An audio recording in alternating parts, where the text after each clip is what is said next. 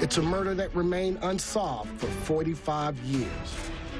A young woman hunted, stalked, stabbed, and left for dead. She said, "Oh, please, let me in. I've been followed."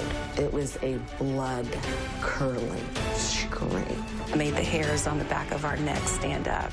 And the town where it happened was notoriously a sundown town. The meaning of a sundown town is that it's all white on purpose, that black folks cannot live there. It used to be a sign says, "No niggers are allowed in this town after dark." Chilling, to say the least.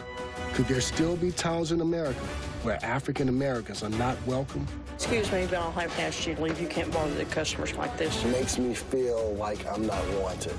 And will anyone ever be brought to justice for the murder of an innocent woman? The man that done it is still walking the streets. They said, yeah, they found a black guy murdered. I thought, uh-oh. So you believe there was a cover-up? I'm just saying yes. My name is Keith Beauchamp, and I investigate murders. I've dedicated my life to exposing the evils of racial injustice. This time, I'm investigating sundown towns. Towns where African Americans are not allowed to live in, no less be in after the sun had set.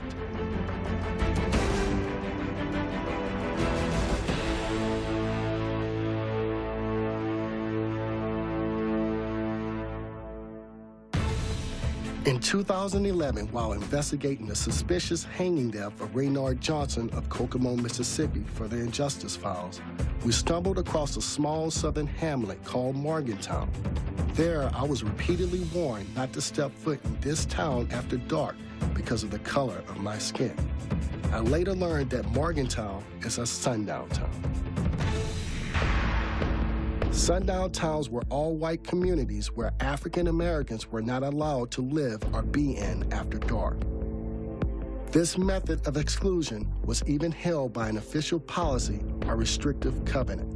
Sadly, African Americans were not the only ones impacted by the harassment or violent repercussions of being caught in these towns after dark. Native Americans, Hispanics, Asians, and Jews often faced the same discrimination.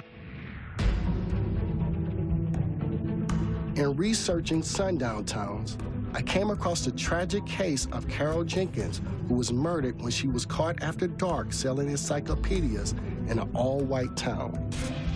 Sadly, Carol's story isn't an isolated one, as the practice of excluding blacks from American towns was so prevalent that by 1936 it became the impetus for Harlem civic leader Victor Green to create the Negro Motorist Green-Book, a guide designed to help African-American travelers avoid places where they would be harassed, threatened, and, as in Carol's case, even killed. I'm leaving the familiar confines of my home in New York and heading out on a cross-country road trip to uncover the ugly and hidden phenomenon known as sundown towns. En route to Martinsville, Indiana, where Carol was murdered, I decided to stop in Vienna, Illinois, a town identified in the Green Book as having once been a sundown town. I wondered, though, could Vienna still be one today? But first, I'm on my way to pick up Dr. James Loewen, the foremost authority on sundown towns and best-selling author of the book by the same name. Dr. Loewen has identified that there once were thousands of these towns across America. Dr. Loewen, he has been able to out a lot of these towns, and so to have him aboard with us is going to be a great addition to the team. One of the most surprising aspects of this phenomenon is the assumption that these towns only existed in the South. The truth is, most of them were in northern states, such as New York, Connecticut, Ohio, Indiana, and Illinois, among others. More importantly, though, Dr. Loewen is convinced that these towns still exist today, and I'm determined to find out if he's right.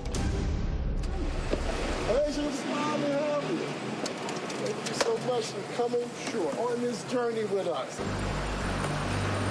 I would have never thought in this day and time that you could go to a city where you have little to no African Americans around. And my question to you, could a sundown town still be a sundown town with very, very few African Americans? The meaning of a sundown town is that it's all white on purpose, that black folks cannot live there. As we make our way toward Vienna, a town that once was and still might be a sundown town, Jim draws to my attention an ugly part of America's past where figurative lines were drawn on maps intended to divide blacks from whites. Lines that, if crossed by African Americans after dark, could possibly result in death. Pretty soon, we will get to the deadline. And the deadline is an invisible line on the landscape where black folks did not live north of, except in certain places where they could. So this is the deadline is right about here, or was right about here. But let me show you with this here map.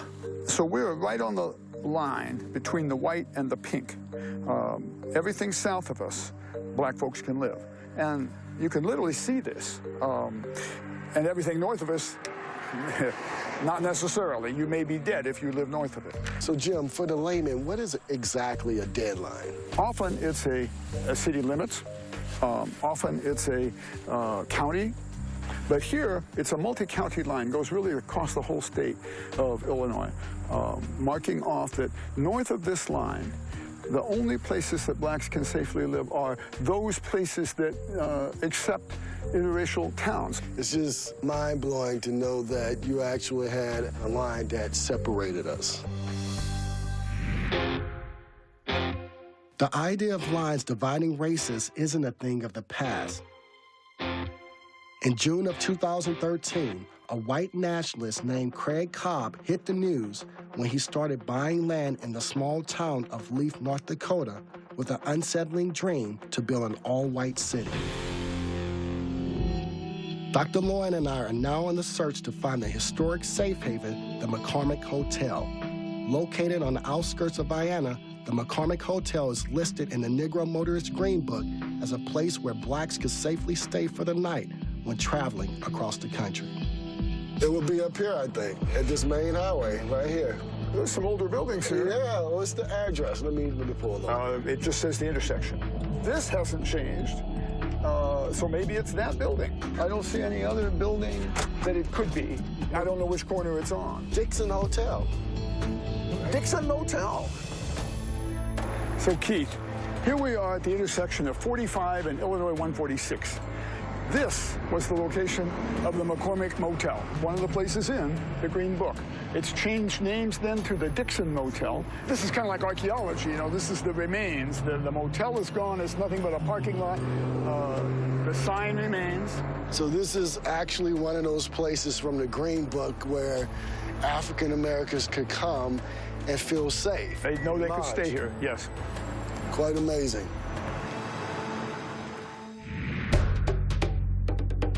As Jim and I continue our road trip to investigate sundown towns, I wonder if Vienna's dark history is a thing of the past or if the practice is still alive and well. We enter Vienna, Illinois, where in 1954 a black man committed a heinous crime that ignited a racial firestorm, resulting in the entire black community there being burned to the ground and thus banished. Kathy Harper remembers exactly what happened that day. I was in high school, and there was a girl that went to high school. She was in the class or two above me. Yeah. And one night, he came and entered their home, her and her grandmother's home, and he raped her and beat the grandmother, and the grandmother later died. They had to look for him for quite a while. I guess you would call it a vigilante group. They got together and they went to the area where he lived and burned all the houses there and ran the people out of town. What about those who may have participated in setting the fires? I never did hear who it was. What was the area called? had two names, right? I don't want to get in big trouble here because I'm saying bad words. They called it Nigger Town. The expulsion of African Americans stirs up a whirl of emotions in me. To think that a whole population of blacks could be banished from their community for the terrible sins of one man hits the core of my soul. We're going to meet up with Darrell Dexter. He is quite an extraordinary historian for Southern Illinois, and he, I think, can help us find what's left of the black community.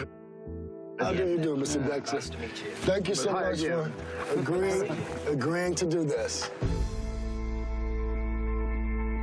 So this place was once populated by the African American community, right? This is the area, right? We're getting close to the creek, and there were houses on this side of the creek. Most of them were in what they called South Hill. It doesn't look like anybody came back here in some time. As we approach South Hill, I'm reminded just how far some would go to achieve their desire to live in all-white towns. So, Mr. Dexter, this is it? This is the part of what they called South Hill. So this was the African-American community in 1954, and actually for several years earlier. But on this side of the creek is where the cemetery was located. The cemetery goes back to at least 1886, so it goes back to the 1880s. So there was a, not a large at any time, but there was an African-American community here in Vienna. Oh, yeah, the census shows 104 in 1930. 1930s. Yeah. Now the only thing we actually see is evidence of an abandoned bridge. It's truly remarkable to see this right now. I'm seeing firsthand an ugly part of America that I thought only existed in history books. It becomes obvious to me that attitudes haven't changed much after executive producer Dan Bowen enters a restroom in Vienna and makes a chilling discovery. I'm in Vienna, and I'm in the bathroom stall of all places, and it was very apparent, some of the messaging that literally litters the walls here in this stall. I mean, it's everywhere. Everywhere. Chilling, to say the least. I bid farewell to Dr. Lowen and thank him for his profound insight. I'm now left to my own devices to continue my investigation on the unforgiving roads that lie ahead. Coming up, with nearly 1,000 miles under my belt, I continue my journey to Martinsville, Indiana, where 21-year-old Carol Jenkins lost her life 45 years ago. On the evening of September 16, 1968, you got disturbing news. The phone rang, and I answered the phone, and they said, was I Carol's mother? I said, yes, it is.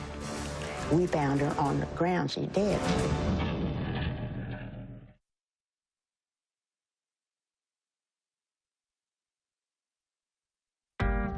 In my road trip across America to uncover the dark truths about Sundown Towns, I find myself in Martinsville, Indiana, which has a long history of being a sundown town. I'm here to investigate the brutal murder of a young African-American woman who stayed in Martinsville after dark, and it cost her her life. In a county that historically had the biggest population of Ku Klux Klan members than anywhere in the country, has Martinsville shed its image? I was able to speak with the mayor of Martinsville about the town's sundown past.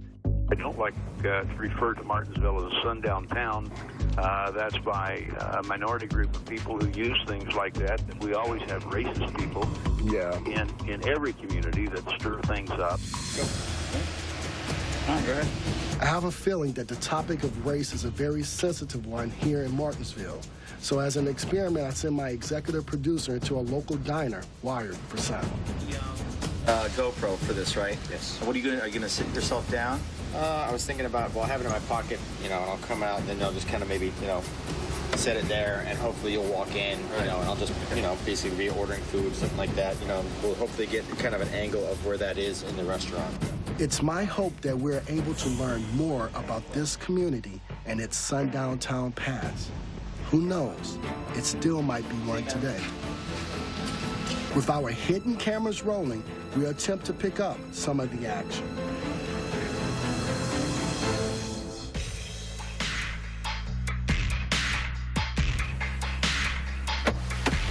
What happened, man?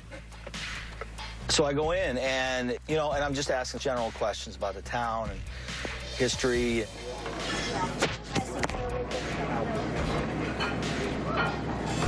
How you doing today? All right, how about you? I'm all right. I'm just passing through. I'm doing a story on small towns in America. I'm from New York, so I guess I don't much fit in right here. It's a cool town, though. I mean, like the town center, it's got a lot. It seems like it's got a lot of history in it. It's kind of neat. Yeah, you know, one thing is interesting. It's like I noticed they have a lot of black folk in this town. And all of a sudden, I guess someone overheard me asking about African Americans, and everyone started getting upset. Have you ever heard the term Sundown Towns, where black people wouldn't even be allowed to be in a town after the sun went down? Without saying, I have no problem. No, I know you. No, I'm not saying you do. But I don't hear of anyone else having problems. Probably about 2 minutes later, I got run out. This woman, Really? Dude, she grabs me. She grabs me by the arm and she says, you know, you gotta go. You gotta go. Excuse me, but I'll have to ask you to leave. You can't bother the customers like this. Oh, that's... No. Well, they didn't disagree to talk to me. Well, I'm the owner, and I'm saying no. Well, all right. Well, anyway, thank you. Sorry to bother you. And she sent me out. Wow. I can tell you, when we came into this town, I really felt an eerie feeling. I had an eerie feeling about this place that came over me that makes me feel like I'm not wanted. It was here in Martinsville on the evening of September 16, 1968, 21-year-old Carol Jenkins was murdered selling encyclopedias. Jenkins, fully aware of the mores of the city, was caught in town after dark. Carol was stabbed in the heart and left for dead about an hour after police had investigated a complaint that she had been harassed by two men in a black sedan. In a town not too far from Martinsville, I visit with the Jenkins family to learn more about Carol and their reactions the night they received the devastating news 45 years ago. What type of person was Carol? She's my stepdaughter, but she's my oldest child. And she's the sweetest little thing. Of course, I fell in love with her when I first met her, you know. She grew up to be an intelligent, loving young lady. So sweet, so affectionate, so caring, loving to everybody. When she got older, she was attracted to different things. She liked to teach children. Her ambition was she was going to be a teacher. And that's what she was working toward at the time her brutal murder.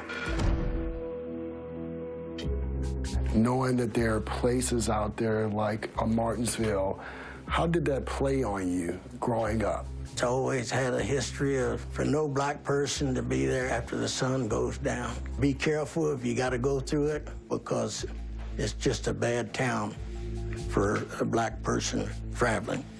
On the evening of September 16, 1968, you got disturbing news. The news was, Daddy, Carol got killed. And I says, what? Carol's dead. She got killed in Martinsville. The phone rang, and I answered the phone, and they said, was I Carol's mother? I said, yes, it is. We found her on the ground. She dead. And I remember I was in the bedroom, and after that, I don't remember nothing. When I came out the room, you know, I heard this god-awful screaming, you know. It was my mother.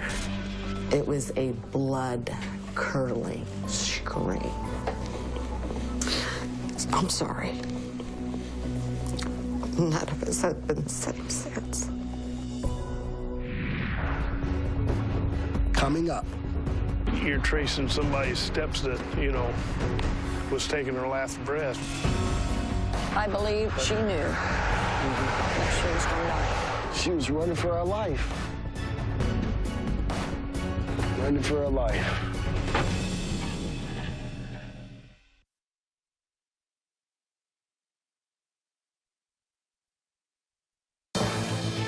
I'm in Martinsville, Indiana, where 45 years ago, 21-year-old Carol Jenkins was murdered after she lost contact with her carpool of co-workers who were selling encyclopedias. She ended up getting stuck in town after dark, and it cost her her life. I learned that Carol desperately tried to elude a car that was following her, so she frantically knocked on the door of a young couple. Newlyweds, Don and Norman Neal, were the last people to see Carol alive. What thoughts came to mind when you see this young black woman in fear and she's knocking on the door for your help? She said, "Oh, please, let me in. I've been followed and harassed by two men in a car." I opened up the door and let her in. I didn't hesitate. The car pulled up in front of the apartment with its parking lights on. And she said, "That's the car." So we run around, and I tried to get his license number, but I missed some letters or something. Were you able to see inside the vehicle? There was two silhouettes in the vehicle. They had their inside lights off. You couldn't see. The Neals quickly called police. Unfortunately, it appeared they weren't very interested in pursuing those who were harassing her, and seemed more troubled by the fact that there was a black girl in their town after dark. Why wouldn't the officer wait with her so she wouldn't be alone? It's like they just left her there like a lamb, you know, to the wolves. I had talked her into staying with us. She changed her mind. And she said, "I have bothered you people long enough." And I kept telling her, "You're not bothering us." I begged her. And I can still to this day remember her walking off. If I could take it back and know what we know now, that girl would have never left our apartment. I wouldn't have let her. The Neals are taking me to the crime scene, and actually to the place where you used to live. Let's start there, and then we can go track the way she went if you want to do that. Yes. This is your home right here. Right there's where we lived. So she continues to walk here. And turns right here. She turned right. So this is the alley. Yeah. Where the car was sitting. This is where it starts. Yep. This is the house right here that it happened. Right here. It was two bushes. Okay. At this entry. One right here. Big bush. Okay. And a big bush. He supposedly was hid behind this bush. And waited for her to come by?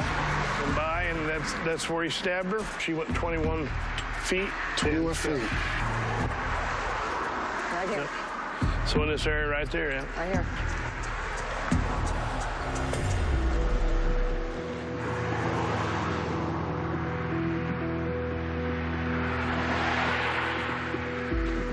Knocking at the doors, I can't imagine what she was feeling those last moments. And thank God for you, she felt safe at one point, but then if you look at the distance from your old home, it's just And we told her amazing. that.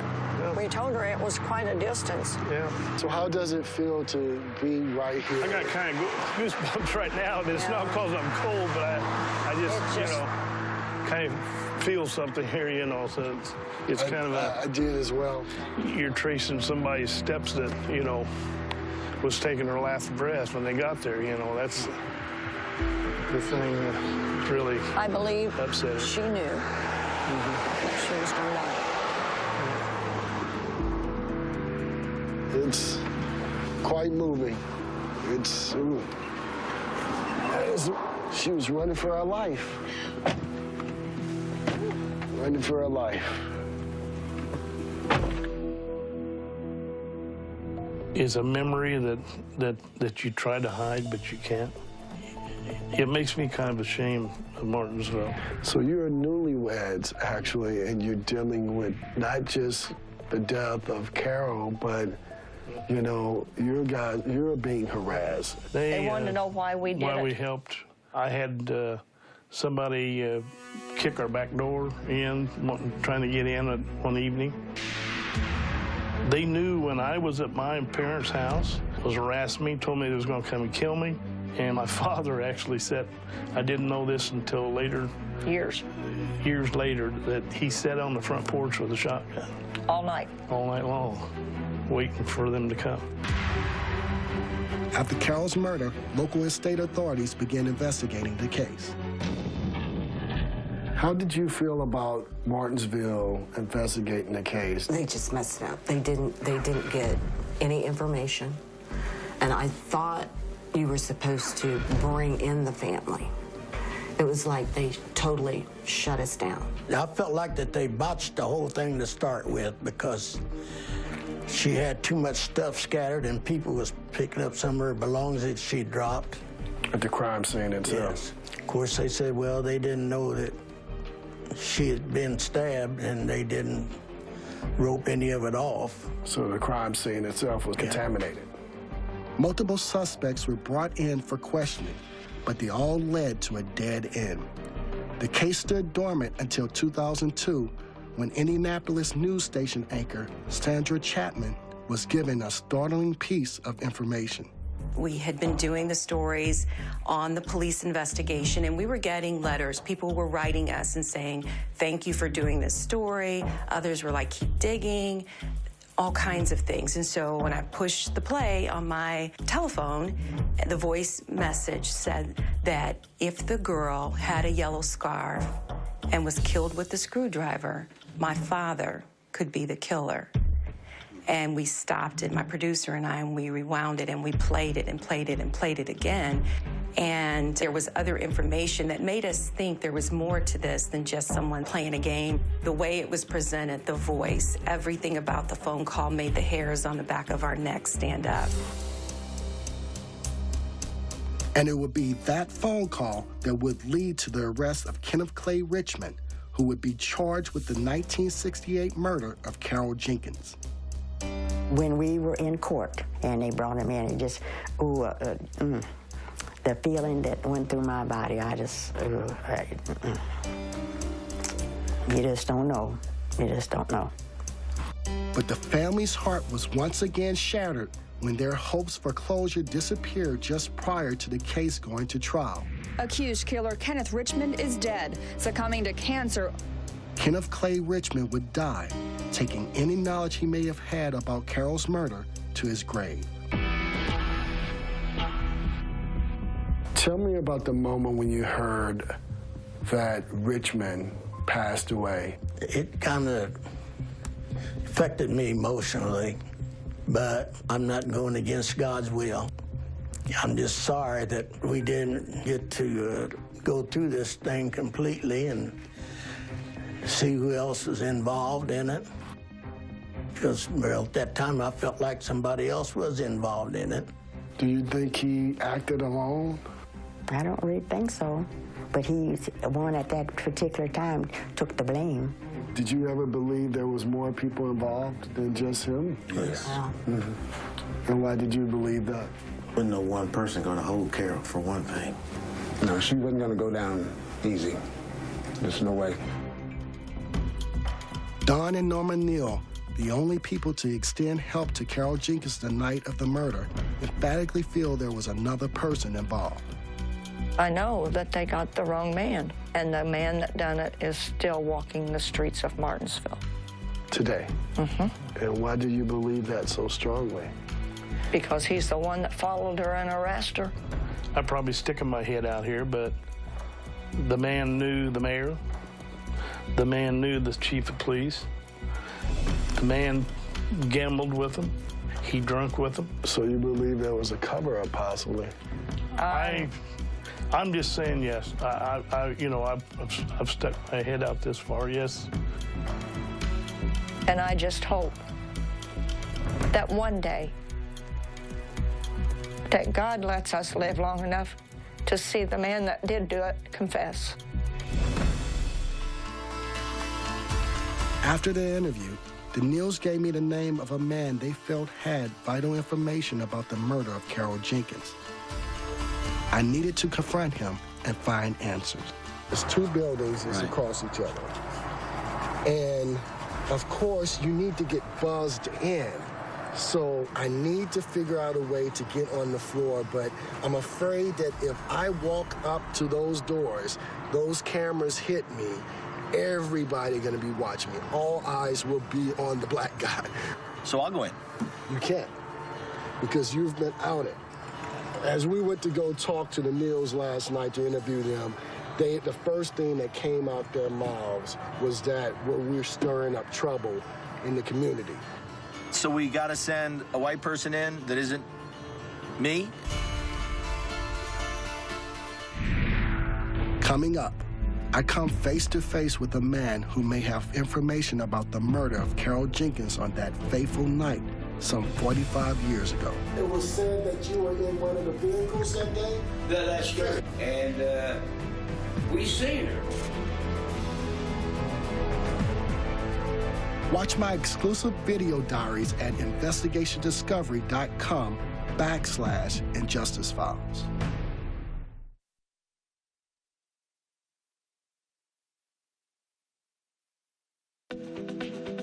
I'm determined to confront the man the Neals are convinced knows something about the brutal murder of Carol Jenkins some 45 years ago in Martinsville, Indiana, a town I'm certain has something very ugly they are trying to hide.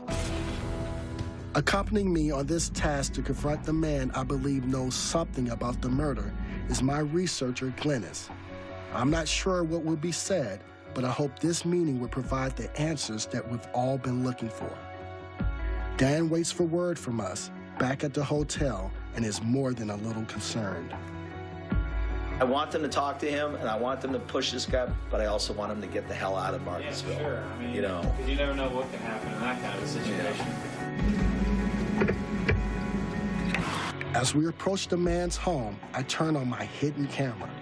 Everything seems normal, and in fact, instead of meeting resistance at the entrance, we find that the front door is wide open. We proceed through without so much as a glance. they have to be there by now.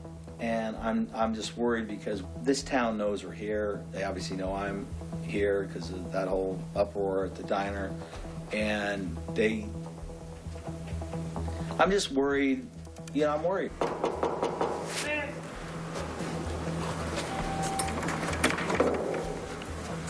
Hello?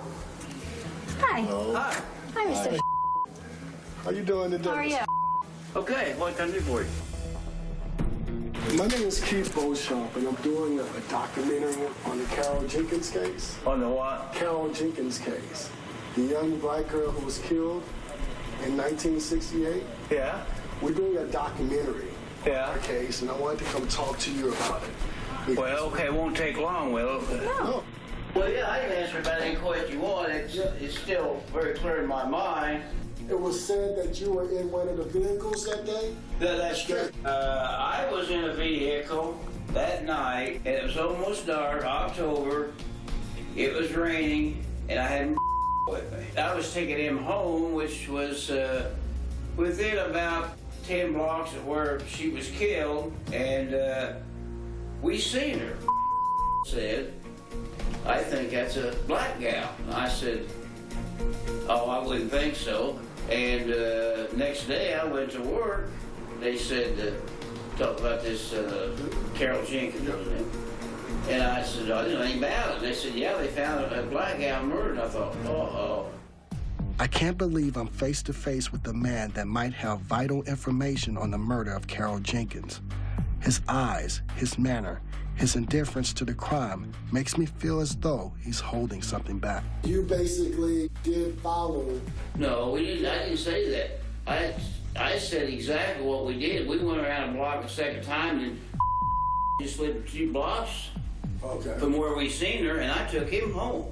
You know, we were just unusual to see a black gal in Martinsville. And no, we definitely didn't follow her. The case is actually still open. This one? Yes. Is it really? Well, because there was a second man in the car, and they never actually identified him. They never identify him, did they? No, so technically the case is still open because they're still looking for that. Well, I hope they find him. As I figured, the subject wasn't going to simply admit he knew details about the night Carol Jenkins was murdered. Could this man hold the key to solving the crime? Where does this case stand today? Still looking for answers? For me, I don't need courtroom justice. I just want the truth. So your hope is to see a full, continuous investigation? Well, I would like for them to continue and get the truth, I'll put it that way, because I don't think the truth is out. I've always wanted to be able to feel like that Carol is resting in peace, and the only way I feel like she can have peace is to find out who done this horrible thing to her.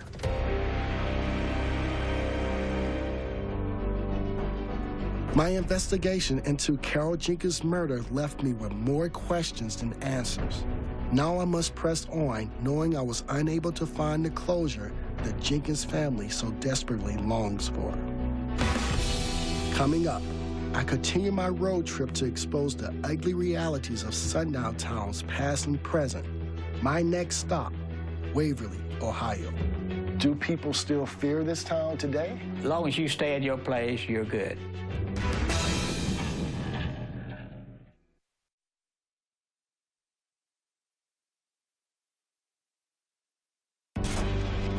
After my investigation of the murder of Carol Jenkins in Martinsville, I continue my cross-country road trip committed to exposing the American phenomenon known as Sundown Towns.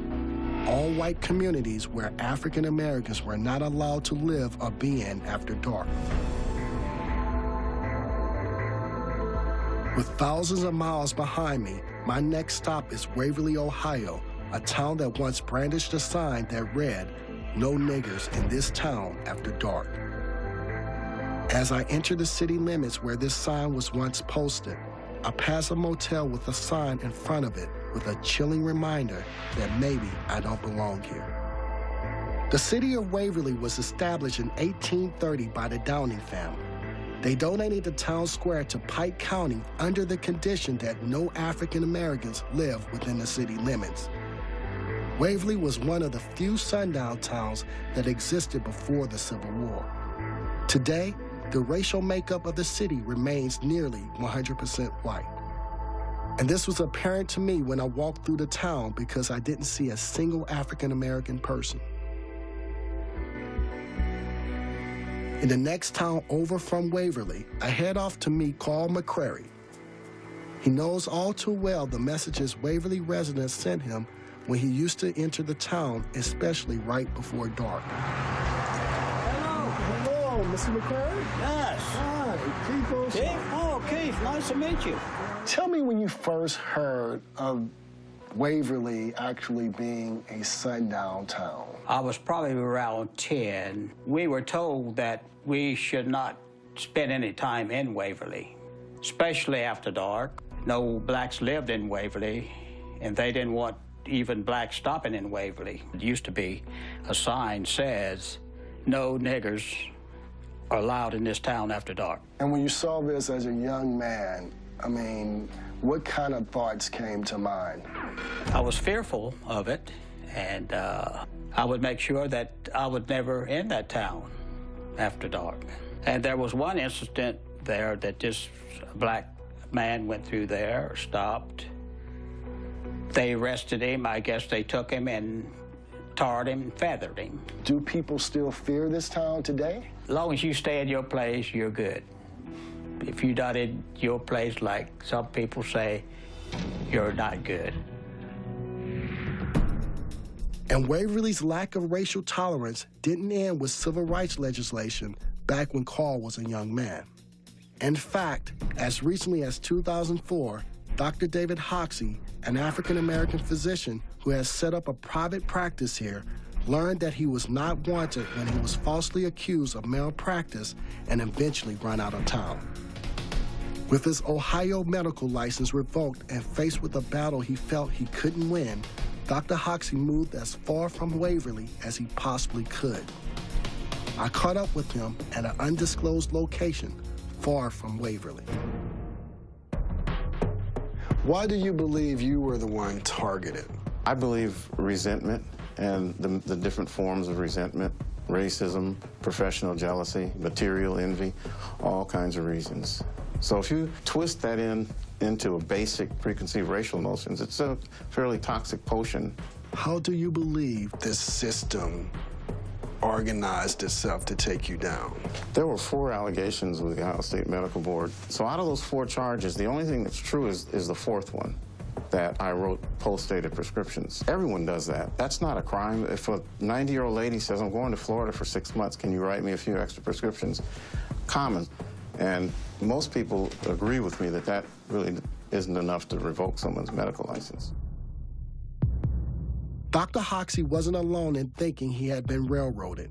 In my conversation with Carl McCrary, I learned that he was a patient of Dr. Hoxie's and felt very strongly that he had been falsely accused.